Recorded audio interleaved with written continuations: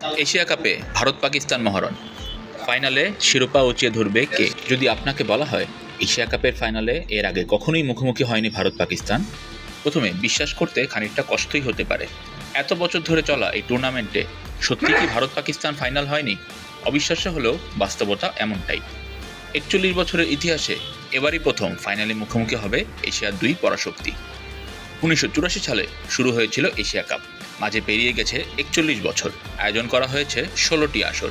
One day ও টি-20 format মিলিয়ে আয়োজিত এতগুলো আসরে বহুবার মুখোমুখি হয়েছে ভারত পাকিস্তান, তবে সেটা ফাইনাল ম্যাচে হয়ে ওঠেনি কখনোই।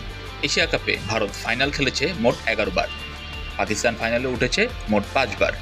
পাকিস্তানের আপত্তির মুখেই এবার এশিয়া কাপের ভেন্যু পাল্টে ফেলা হয়েছে শেষ মুহূর্তে। ভারতের পরিবর্তে সংযুক্ত আরব আমিরাতেই হয়েছে পুরো টুর্নামেন্ট।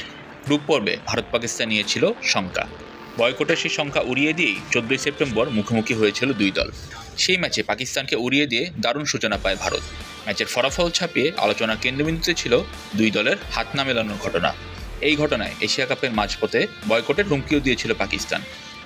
শেষ পর্যন্ত আইসিসির মধ্যস্থতায় পরিস্থিতি স্বাভাবিক হয়। দুই দলের দ্বিতীয়বার দেখা হয় সুপার ফোরে। গ্রুপ পর্বের মতো এবারও পাকিস্তানকে গড়িয়ে দিয়েছে ভারত।